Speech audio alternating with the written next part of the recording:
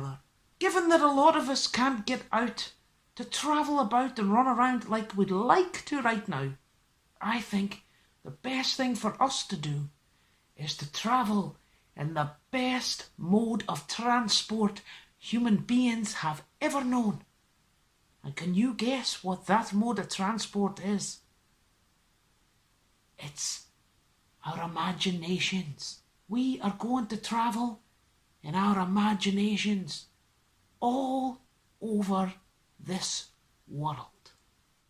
And we're trying to visit each of the 7 continents on the great planet Earth with our stories. So if you're not sure what the 7 continents are, just have a look at this picture.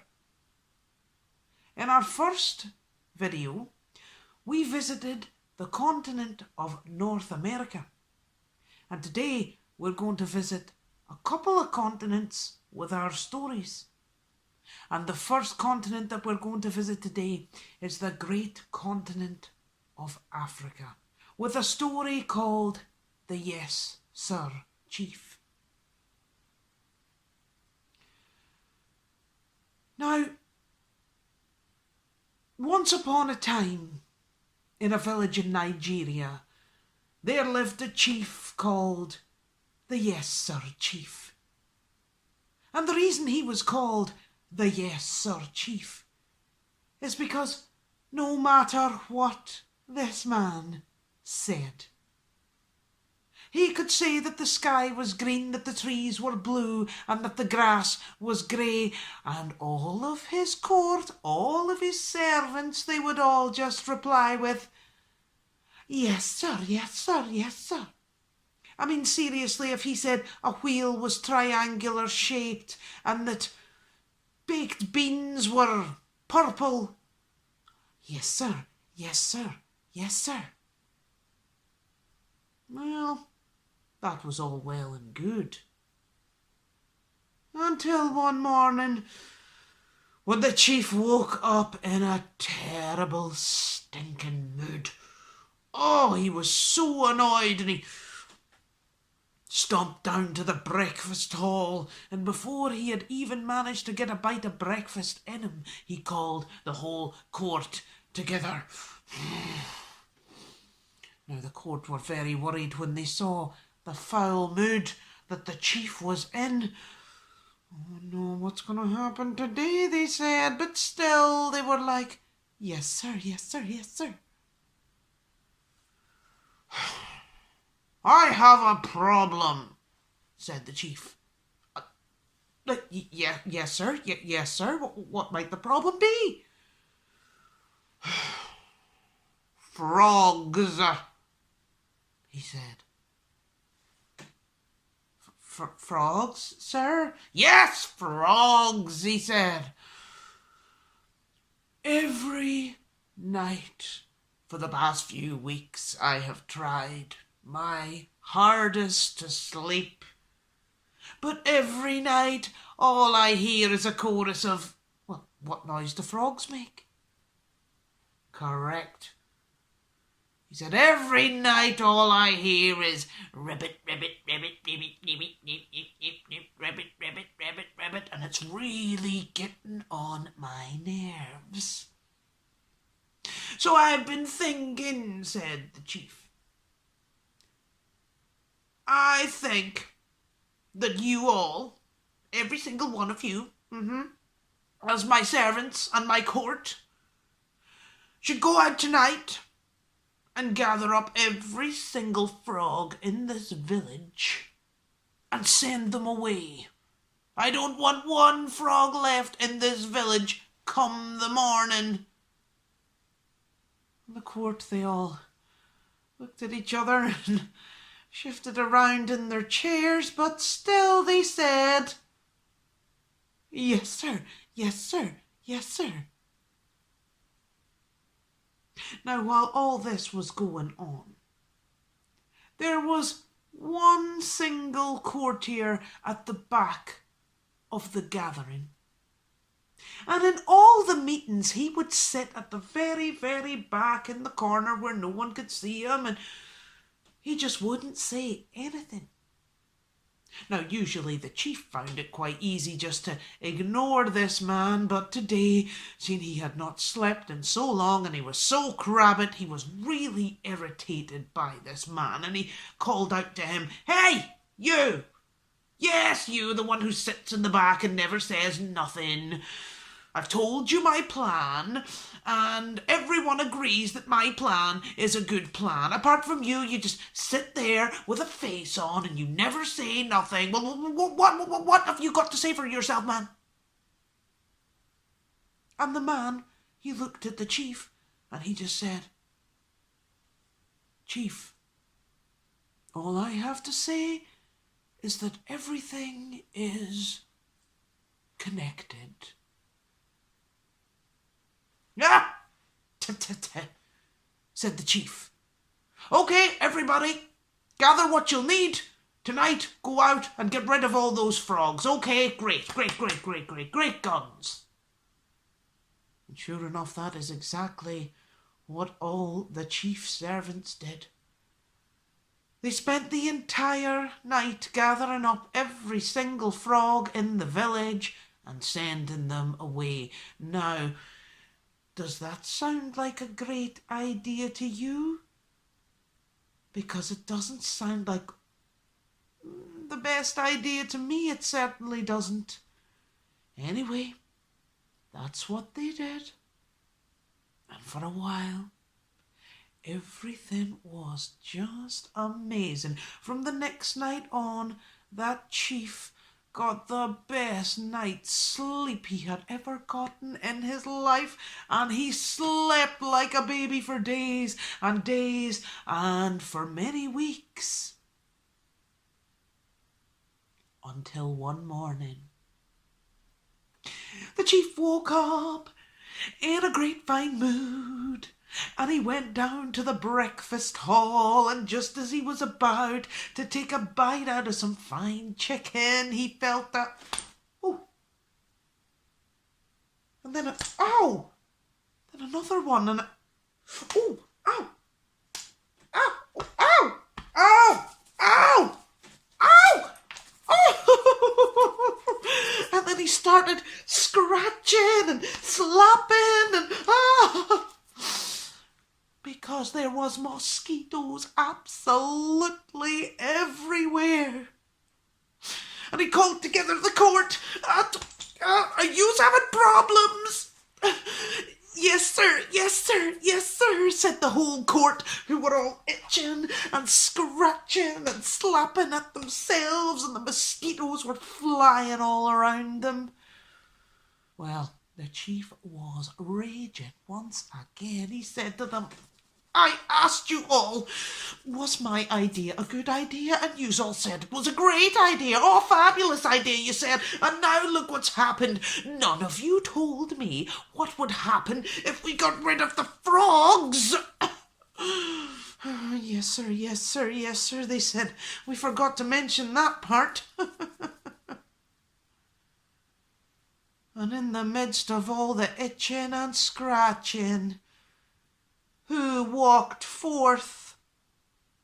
Only the person you never want to see when you're wrong. The quiet and wise man. He walked up to the chief, scratching away at himself, and he said, "Sure, didn't I tell you, chief, that everything in nature is connected?" I hope you enjoyed that story. What do you think that story might have been about? When I think of that story, the Yes Sir Chief, I think that maybe that story is about the cycle of life and how everything in the natural world, be it the sky, the sun, the flowers, the trees, the grass, the human beings, everything is connected in some way. And if you upset one part of that circle, then you never know how it's going to affect something else in the circle. And in the case of the Yes Sir Chief, well, I mean, what happened? They got rid of all the frogs. And frogs, they just love to eat the mosquitoes and the wee annoying biting insects, so there were no frogs around to eat the mosquitoes, which meant the mosquitoes were free to eat the people. Well, if you like that story, here's a wee task. I would like you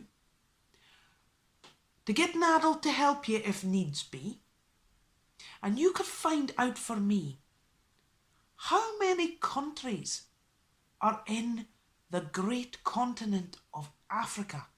And if you're feeling especially fed up in the house, I would like you to find out what types of animals live on the great continent of Africa. And I would like you to pick your favourite one and draw and colour me a picture of it and send it to me at parentthestoryteller@gmail.com. You can get an adult to do that for you. Probably like a lot of ye, I love animals. In fact, the secret lives of animals really fascinate me. I have a cat, and I often wonder what that wee cat of mine be's getting up to when he's out on his own, when no human beings can see him. I mean, does he have a whole other life? I don't think I'll ever know. Which brings us to our second story for this video. And for this story, we are going to travel all the way to the great continent of Europe. That is the continent on which I am sitting right now, and probably you are too, I would say. And this story is called The King of the Cats. There once was a fella, and his name was Peter Black. Now, Peter Black was a grand fella. He wouldn't have hurt a soul. But the only thing about Peter was he was always, and I mean always, making up tall tales, lies, big stories. Now, as big and all as the stories were, they weren't lies big enough that they would hurt anyone. Not necessarily, but they were just, well, annoying. You know what I mean. Peter used to make up so many tall tales and annoying little white lies that it got to the stage where nobody in the whole place wanted to give him a job. Eventually, the only person who would give Peter Black a job was the parish priest. Parish priest gave Peter a job in the church and even allowed him to stay in the cottage that was just behind the church, but he warned him. He said, "Now, Peter Black, any more of your telling wee tall tales in here and I will, you know what I mean? So don't be telling any." Oh, no, I'll not, sir. I definitely won't. Those days are behind me," said Peter. And he meant it. This was all fine. Until one night, when Peter could not sleep, so he had to get up in the middle of the night and go down to the kitchen to get himself a wee glass of water. And while he was filling his glass, he just happened to look up out of the kitchen window and he could see that the light in the church was on, and he could have sworn he put that light off. But still, he pulled on his boots and he walked over to the church. But when he opened the church door, well, what could he hear? Only meow, meow, meow, meow, meow, meow, meow, meow. Only a chorus of cats. When he climbed up to look at the window, he saw inside the church not only one cat, not two, not three, not four, not even five, but hundreds and hundreds of cats, all filling the church, all sitting in the pews, all in great, great commotion over something. And when he looked up at the altar, he saw one ginger and white cat kneeling there with its head down like this, and standing over that ginger cat was a big black cat with a wee white patch on its eye, standing over the ginger cat, holding a crown, just about to put it down on the ginger cat's head. Well, he could take no more. He ran home and he got under his covers and he hid until the morning, until he could get up and run into the priest and say, "Oh, priest, would you hear what I saw last night?" And he started trying to tell the priest the story. Now the priest was sitting there with his pet cat Tom on his lap. He was a big black cat with a lovely white patch on his eye, and Tom just sat there purring and purring. And Peter said, "Father, there was all these cats in the church last night," and I tried to tell him the story, but you could imagine the priest's reaction. He said, "Now, Peter, what have I told you about telling me tall tales? Once more and you're out, okay? Now, Peter, I'm going to give you a punishment, all right, for telling me tall tales. I want you to walk all the way down to the next village with this message that I've got for a lady I know down there." And he gave Peter the message, and Peter, he agreed to go down. And off Peter went on his very long journey. Well, as he was walking through one of the fields on his journey, though, what did he hear behind him? Once again, meow, meow, meow, meow, meow, a whole chorus of cats. And when he turned around, what did he see? Absolutely right. He saw one poor dog running as fast as it possibly could through the field, and the poor dog was being chased by cats who were riding on the backs of foxes as if they were horses, and the cats were holding wee bows and arrows chasing the poor wee dog. Can you believe that? Well, while this chase was going on, one of the foxes hit its foot, ow, on a rock and tripped, and the cat on the back of that fox went flying and hit the ground hard. And that poor wee ginger and white cat, well, it hurt itself bad, you know. Well, Peter, he ran back to the priest and he tried to say, "Father, where do you see what I've just seen down the field there?" But of course, before he could get the story out, the priest said to him, "Peter, I am really, really losing my patience with you. One more chance, and then you're definitely fired. You're out. You'll have nowhere to live. You'll have no job, okay? Now I'm going to give you one more punishment." He says, "For telling me this tall tale, I'm going to send you out tonight, in the middle of the night, to dig a big hole for me in the field. All right? Not for any reason, just because he wanted to punish him." And what could Peter do only accept his fate? So that night, out Peter goes with his spade, and he starts to dig a hole in the field in the middle of the night. And he's digging and digging and digging and digging. And when he gets the hole dug so deep that only his eyes can see above the top, what do you think he hears again in the field? You got it right. He hears meow, meow, meow, meow, meow, meow, a whole chorus of cats. And when he looks up, what does he see? He sees all the cats carrying a big stretcher on their shoulder, and on the back of the stretcher lies a ginger and white cat.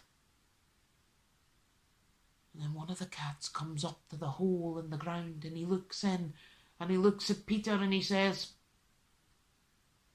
"Tell Tom Timberley the Tim Tamberley has fallen.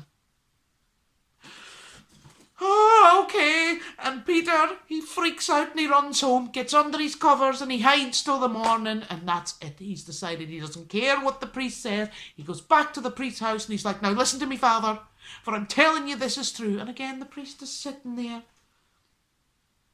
with his pet cat, Tom, on his lap. Father, I'm telling you, the cats, they spoke to me. They came to me in the middle of the night and they gave me a message. They said, tell Tom Timberley that Tim Tamberley has fallen. And I have no idea what to make of it, but I swear to you, it's true, Father. I swear to you. Now, before the priest could give out to Peter Black this time, the cat sitting on the priest's lap, when he heard what Peter said, well, his ears went bing, and he jumped off the priest's lap. And he stood up on his two back legs and he turned to the two men and he said, did you say that Tim Tamberley has fallen? Ah! Yes, I did, said Peter. Well, that means I am the king of the cats, said the priest cat Tom, and with that he bounded up the chimney, never to be seen again, and went off to live his new life as the king of the cats.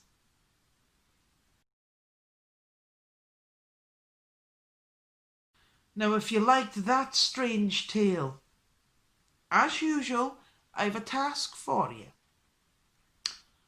If you have a pet, be it a dog or a cat or a bird or whatever,